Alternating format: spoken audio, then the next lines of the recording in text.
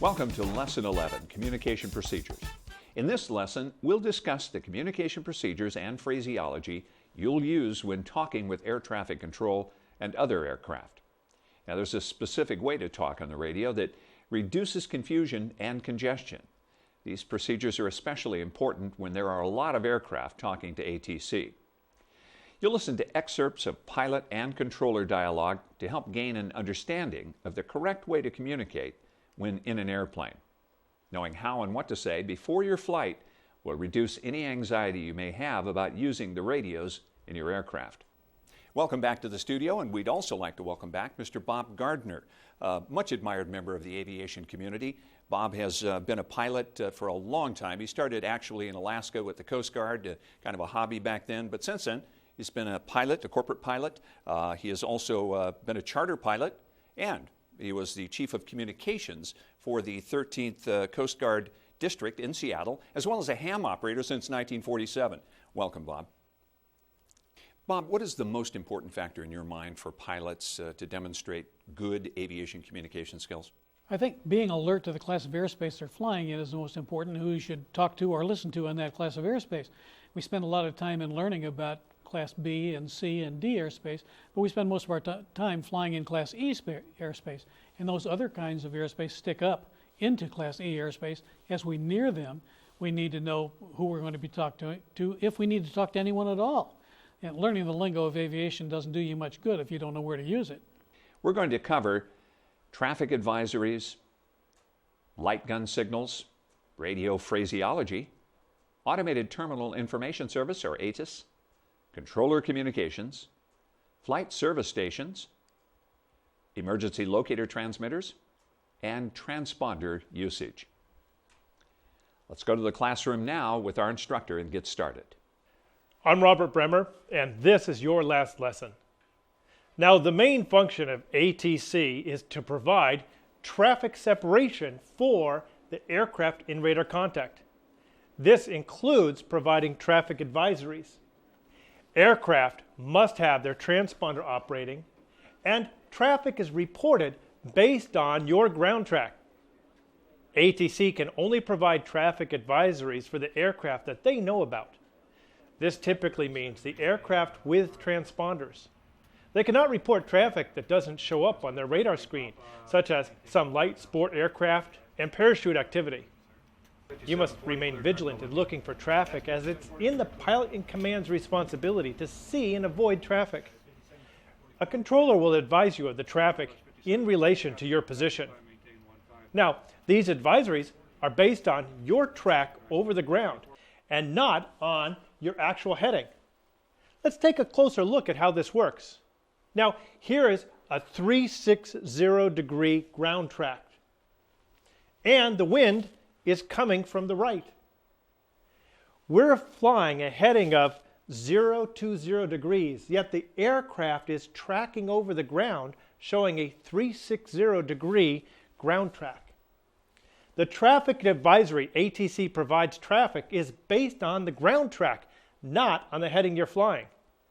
Now, this is important so you can look for the traffic in the correct quadrant. When ATC provides traffic information, they're giving it in terms of the face of a clock. As you sit in the cockpit, imagine a clock that's stretched around the outside of the cockpit. 12 o'clock is in front of you right here.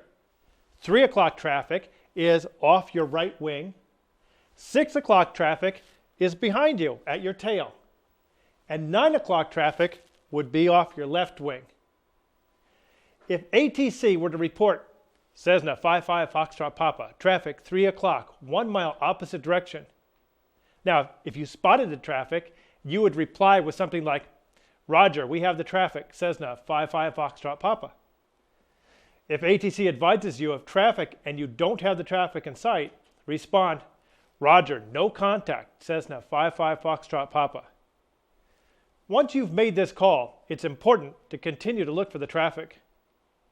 Now, ATC will likely give additional traffic advisories, either until that traffic is no longer a factor or until you spot the traffic. Some newer airplanes have a traffic collision avoidance system. It's often called TCAS. TCAS provides traffic warnings in addition to the ATC advisories. The TCAS display will show your aircraft in relation to other transponders that it detects around you.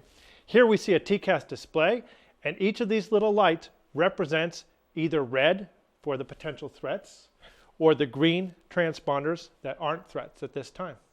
Bob, what are your suggestions for how a pilot can become more familiar with the airspace they operate in? Well, today's pilots have an embarrassment of riches. If they have the right box in their panel, they can run the cursor up to the airport. All the frequencies for that airport are displayed for them. But if you don't have that magic box, the number one recommendation is the Airport Facilities Directory. That little green book will give you everything you need to know. Once you've drawn out your proposed route, look at every airport along the route, look under the airspace and communications listings. The airspace listings will tell you what class of airspace it is, Class B, Class C, and what the frequencies are. If it's a part-time controlled airport, it'll tell you that and what the operating hours are.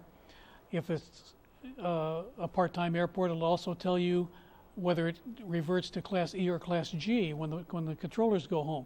Now that information is still also available on the sectional, but the sectional refers you to the Airport Facilities Directory, so you might as well get that in the first place. Let's take this time for an FAA test question. An ATC radar facility issues the following advisory to a pilot flying on a heading of 090. Traffic 3 o'clock, 2 miles, westbound. Where should the pilot look for this traffic? Only one answer, A, B, or C. The answer is B, south. Traffic information is given in azimuth from the aircraft in terms of the 12-hour clock.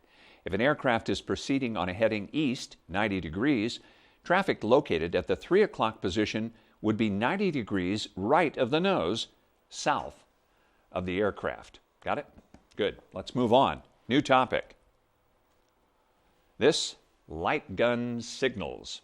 Back in the classroom. It's easy to communicate with ATC if you have functioning radios. But what would you do if your radio equipment became inoperable during flight?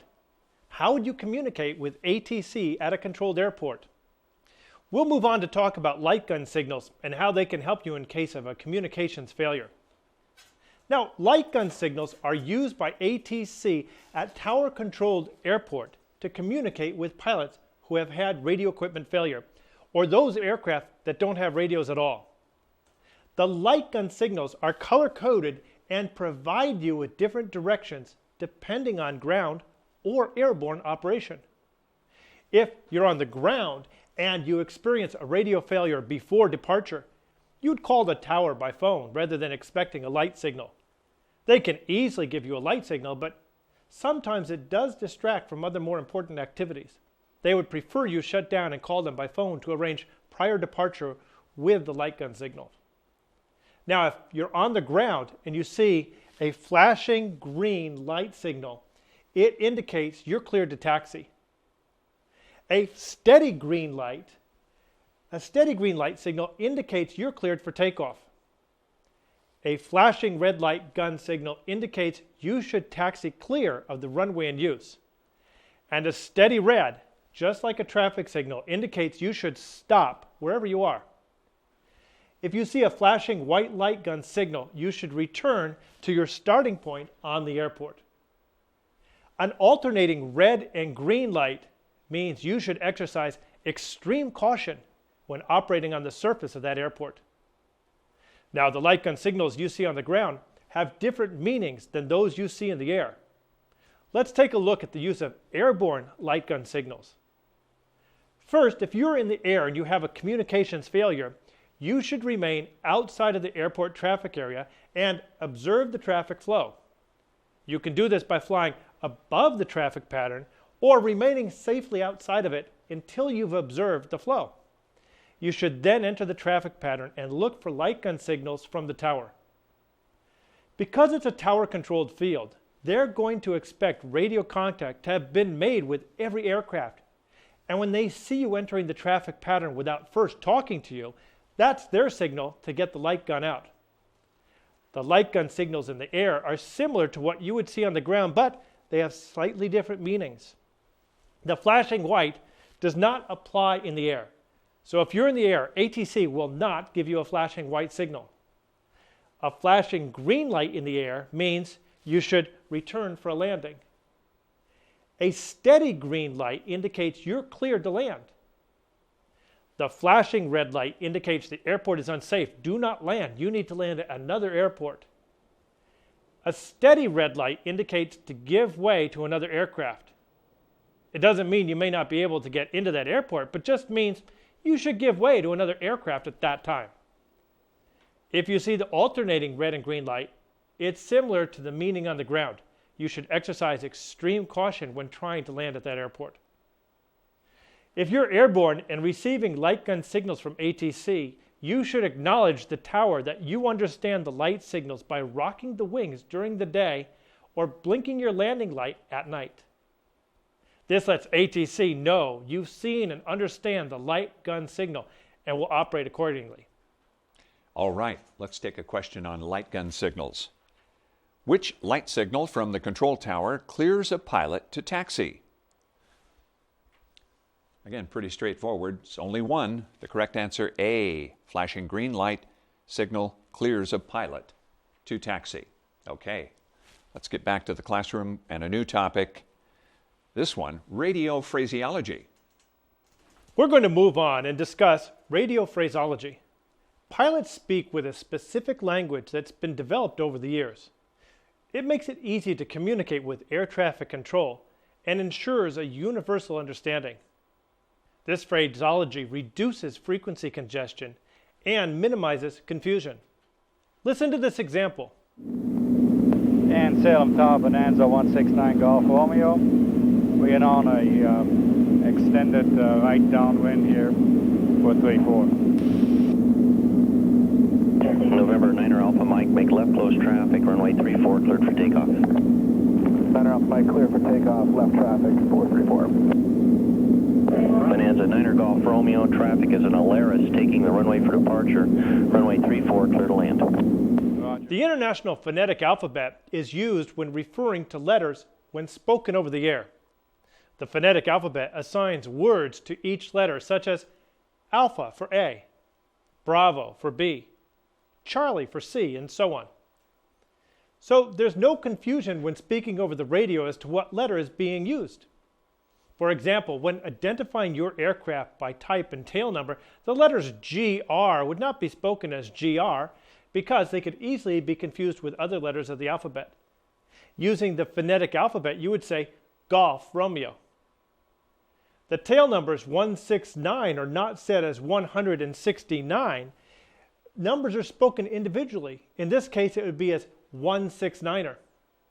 The number 9 has its own pronunciation due to the fact that 9 can sound like 5 when spoken quickly over the radio. Say 9er instead of 9. November 6 9er Golf Romeo, Salem Tower, say your position. Roger, we are approximately 7 miles to the north and we have information. Bravo, like to land. November 9er Golf Romeo, roger, make right traffic, runway 34. Roger, right traffic for runway 34. Cessna 382. For this phrase, Bonanza 169er Golf Romeo is the correct phraseology you would use over the radio. Let's take a look at how this reports in altitude. Altitudes are stated with the separate digits of thousands plus hundreds. For example, this is an altitude reading of 4,500 feet. Over the radio, we don't say 4,500 feet. The digits are spoken individually. This altitude is stated as 4,500 feet. This gives ATC a better understanding of where you're at. Saying 4,500 could be confused with 45,000 or some other combination of numbers. And 169 Golf Romeo, radar contact 5 miles east of McMinnville, Portland, altimeter 3019er. 3019er, thank you, 9 Golf Romeo. Welcome, verify your altitude again, please. We're just coming up on 4,000, 9 Golf Romeo. Thank you. Altitudes above 10,000 feet are said in a slightly different way. This example of 10,500 feet would be reported as 10,500 feet. An altitude of 13,500 feet would be reported as 13,500 feet. departure Southwest 1303, 2,800 for 9,000. 1303, Portland departure, radar contact, fly maintain 15,000. 15,000, Southwest 1303. While en route, you can obtain weather information from a couple of different sources. Now, we'll briefly discuss how you would contact them over the radio. The term initial radio contact or initial call-up means the first radio call you make to a given facility, or the first call to a different controller or FSS specialist within a facility. Use the following format: name of the facility being called, your full aircraft identification as filed in the flight plan, type of message to follow or your request if it is short, and the word over if required. When the aircraft manufacturer's name or model is stated, the prefix N is dropped. The first two characters of the call sign may be dropped only after ATC calls you by your last three digits. Now, let's talk a little bit about aviation language. How important is it, rather, for pilots to use the correct phraseology? Is it better to say nothing or say it well? Well, you never say nothing.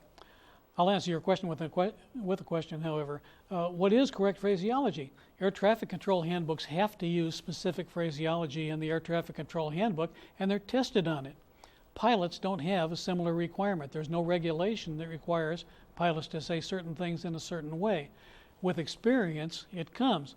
But just referring to things like Chapter 4, Section 2 of the AIM for suggested phraseology, to look at the pilot controller glossary for definitions of terms. These are all useful things that pilots can do. But the AIM only scratches the surface of what you need to know. Those of us who prepare communications textbooks have flown into a lot of different situations, and we're basing our recommendations on experience. Now, there's one thing everybody should understand. Controllers appreciate brevity, but not at the expense of understanding. Let's take a question on radio phraseology. When flying a Cessna with this call sign, the correct phraseology for initial contact with Portland AFSS is, give you some time to look over each of these possible answers. Only one is correct.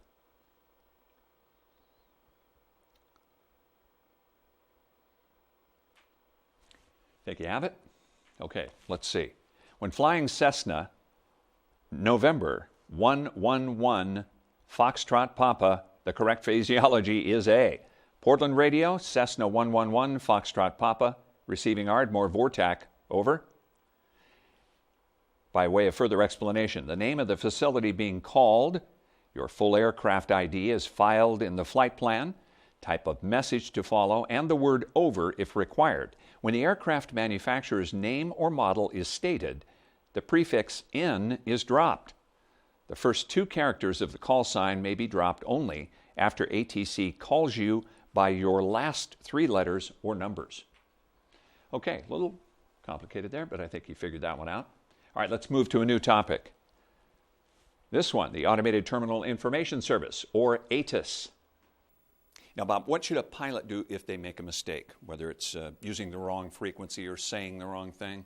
Well, how many times have I heard an airline pilot say, Seattle Center, Big Bird 23 X-ray is climbing out of 15,000 for flight level 330, and the voice comes back, you're still on tower frequency. Or a corporate jet saying, tower, Buzzbomb 234 is ready for takeoff, and so you're still on ground control frequency. So everybody does it. If you say something that you interpret to be wrong, say correction, and then say the right thing, and that correction is in the glossary, by the way. Automated Terminal Information Service, or Atis, is available at tower-controlled airports. Atis provides pilots with information that is important to know before taking off or entering the traffic pattern for that airport. Listen. Salem Airport, information Bravo, 1956 Zulu. Wind variable at 4, visibility 10, sky clear below 2000. Temperature 7, dew point 3, altimeter 3021. Visual approaches in use, landing and departing runways 31 and 34. Birds clouds on and in the vicinity of the airport, including large flocks of geese. Hazardous weather information for the Salem area available on Flight Watch or Flight Service frequencies. On initial contact, advise you have received information Bravo. Okay, what we heard here was those clear skies. The altimeter was 30.21, and there's some geese in the vicinity in Salem. And other than that, nice day to fly. If ATC had to give this information out every time a new aircraft called, the frequency would be so congested they would not be able to talk to other aircraft. So this recorded message is provided on its own frequency, updated hourly, and available to pilots to listen to prior to takeoff or landing. Atis provides the following information: ceilings, visibility, and obstructions to visibility, the temperature and the dew point, which is important because if they are close, you can expect fog to be forming at the airport. Atis also provides the wind direction, which helps you align for landing, the barometer setting, which you want to have properly set before landing, and it will also advise of the runway in use. The ceilings and visibility may not be reported if the ceilings are above 5,000 feet and the visibility is greater than 5 statute miles. Next up, controller communications. Now, first we'll cover communication with controllers at an airport while your aircraft is still on the ground. Prior to taxiing, your initial contact will be with the ground controller. A ground controller is one who works the entire surface of the airport and controls aircraft that are on the ground. We'll discuss some specific clearances you might receive. In this update, the new taxi clearance emphasis is explained. The FAA changed the taxi clearance following some accidents on taxiways. The latest rule is that after receiving a clearance to a runway, the pilot must stop and receive a further clearance at each intersecting runway. Listen to this interchange. And Salem gone, the Bonanza 169 Golf Romeo, with information Charlie, ready to taxi. Bonanza 169 Golf Romeo, Salem ground taxi to runway 34. Roger, 34. Bonanza 9 Golf Romeo, say your direction of flight. We'll be heading to the north. Bonanza 9 Golf Romeo, roger. This update covers the new runway entry terminology. This is another change in terminology the FAA recently put in place. When you're ready to enter the runway for takeoff purposes, you now will be given the clearance of line up and wait. But be aware that this is not a clearance to take off. You need an explicit takeoff clearance. Listen to this. Salem Tower, Bonanza 169 Golf Romeo, ready for departure, straight out, runway 34. Cessna 574, turn left at Alpha and contact ground point 9er. Roger, 574, turn left, Alpha 1.9. November 169er Golf Romeo, Salem Tower, straight out departure approved, runway 34 cleared for takeoff. Roger. Cleared for takeoff, runway 34, 9 Golf Romeo. You may have noticed the pilot applying power and positioning the aircraft slightly in anticipation of a takeoff clearance prior to receiving an actual clearance from the tower. While he did not leave the run-up area and enter the runway, it's still good practice not to begin moving until the tower has cleared the pilot for takeoff. After landing at a tower-controlled airport, the tower controller will typically tell you to contact ground control, but you need to stay with the tower until you're told to switch frequencies. Listen. Bonanza 9er Golf Romeo, turn left at Juliet, contact ground point 9er. Roger, left at Juliet, and then contact ground point 9er, 9 Golf Romeo.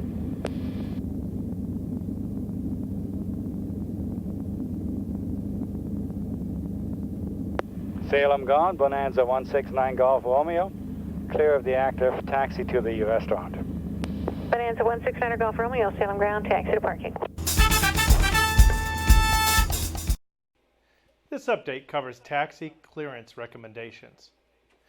You also may have noticed the pilot continuing to taxi while receiving his ground control taxi clearance. This may be okay if the taxiway is long enough and a stop is not required, so long as you stay on the taxiway and do not cross the stop and hold short line. However, the recommended procedure is to stop and then receive your taxi clearance from ATC. Most ground control frequencies are 121 point something, 0.9, 0.3, etc. Therefore, the tower will usually tell you to contact ground 121.9er. However, they may assume you're familiar with that airport and they'll just tell you to contact ground 0.9er.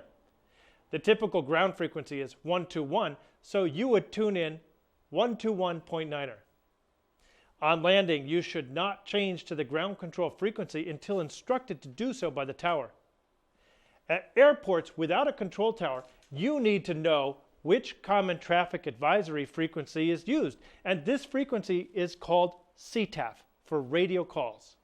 You can find the CTAF frequencies on sectional charts and in the airport facilities directory. If there's no flight service station at the airport, a Unicom frequency is used.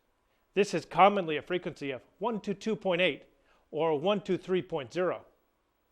When there is no flight service station or Unicom at an uncontrolled airport, a multicom frequency is used for communications.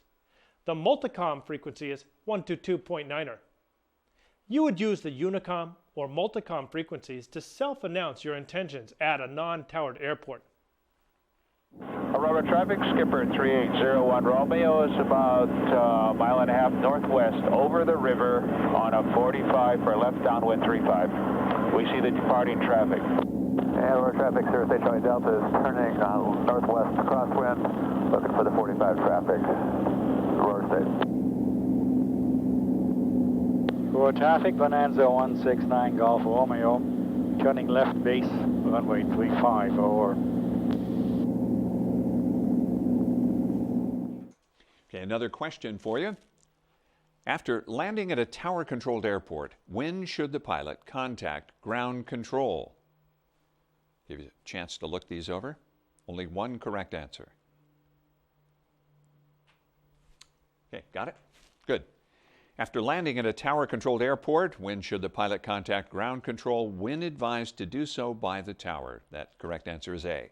A pilot who has just landed should not change from tower to ground frequency until advised to do so by the tower. Now next up, your instructor is going to cover the ELT, DF steer, and the transponder. So let's get back to the classroom for those discussions. We'll discuss emergency locator transmitters and services available to lost aircraft. The emergency locator transmitter, or ELT as it's abbreviated, is a battery-operated transmitter that emits a tone on the international frequencies of 121.5 and 243.0 megahertz. Here's what that tone sounds like. Listen.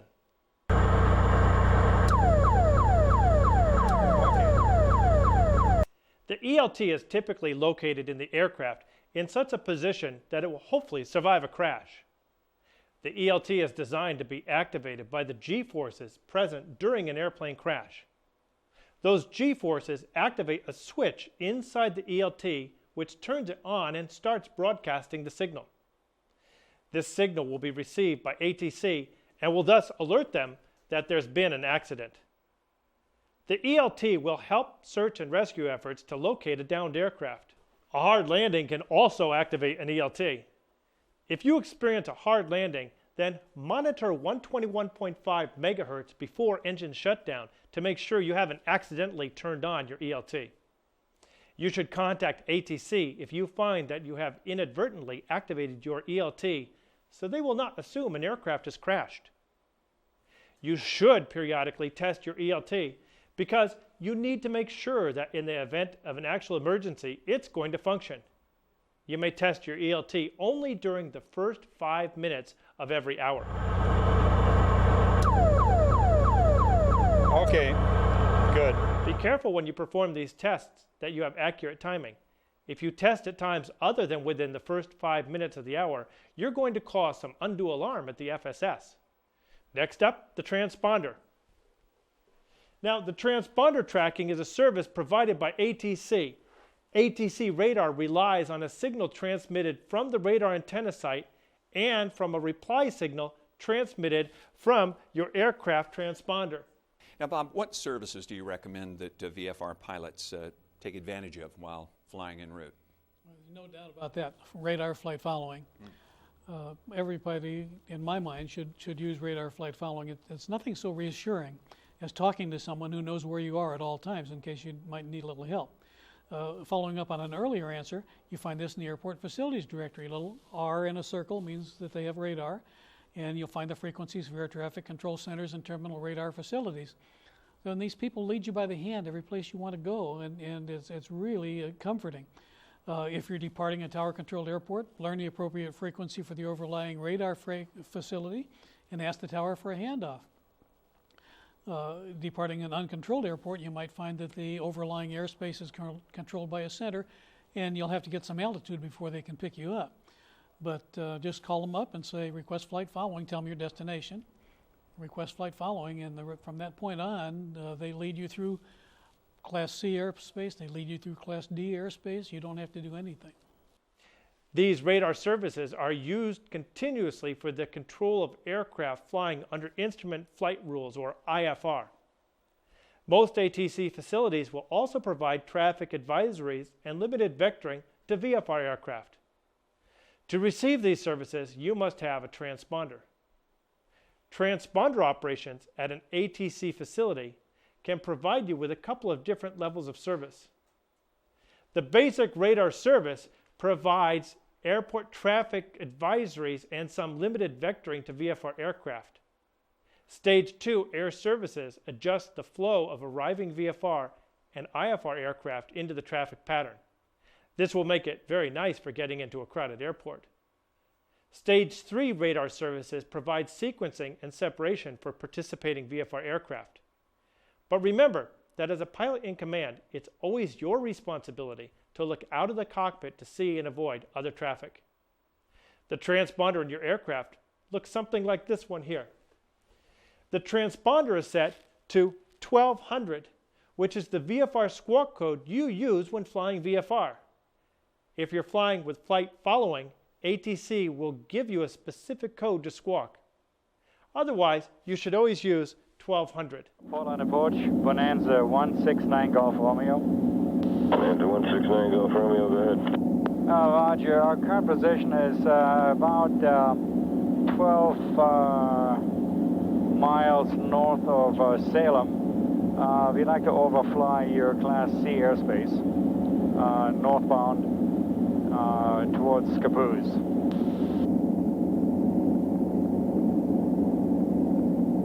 Departure Southwest 1303, 2,800 for 9,000. 1303, Portland approach, radar contact, fly maintain 15,000.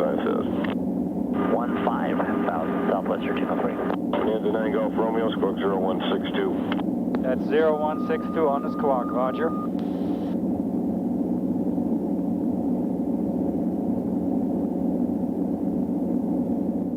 There are some codes you should avoid putting into the transponder unless you have a particular situation.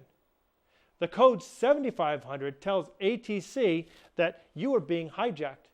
You don't want to broadcast that frequency unless indeed you are being hijacked. The next code is 7600.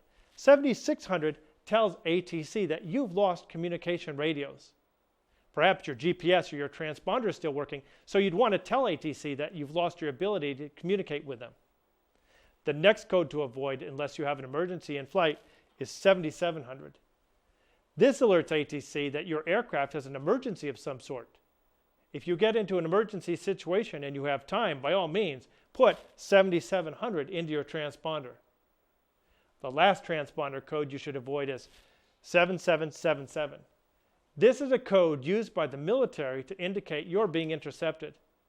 You shouldn't use that frequency unless you are, in fact, being intercepted by the military. Transponder operation is important, even if you're not talking to ATC. You should operate your aircraft squawking the VFR code 1200 because it does a couple of important things. First, ATC has radar that allows them to see other aircraft regardless of whether we're talking to them or not.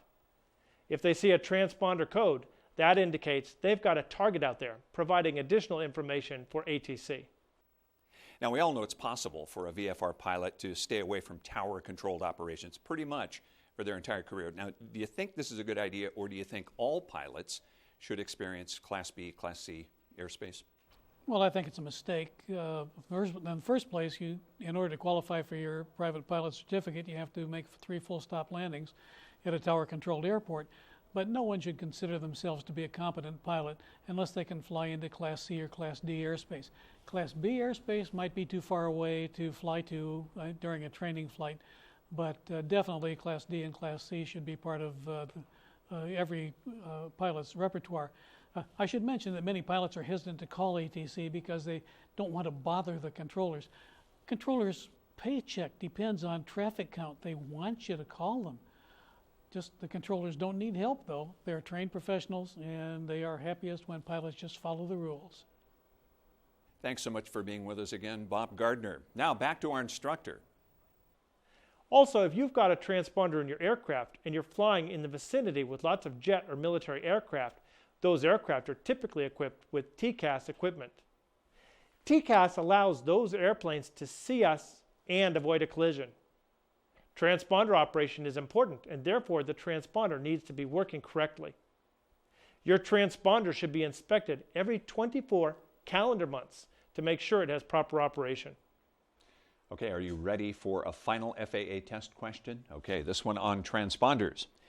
When making routine transponder code changes, pilots should avoid inadvertent selection of which codes? Which of these, A, B, or C? Which one do you think it is? Let's see if you have the correct answer. It is C. When making routine code changes, you should avoid selecting codes 7500, 7600, or 7700, thereby preventing false alarms at automated ground facilities. Okay, that's the end of Lesson 11 on communication procedures. You should have a better understanding now of the correct phraseology to use when talking to ATC. Now, the more you talk with ATC over the radio, the more you'll be comfortable with your phraseology. Likewise, the more you listen to aviation communications, the more you'll understand the communication procedures we use. Now, remember, ATC is there to help you, so take advantage of the services they provide to assist you in having a safe flight. Practice communications with your flight instructor before going into unfamiliar airports. You'll feel more at ease when you actually make the call. We'll see you next time.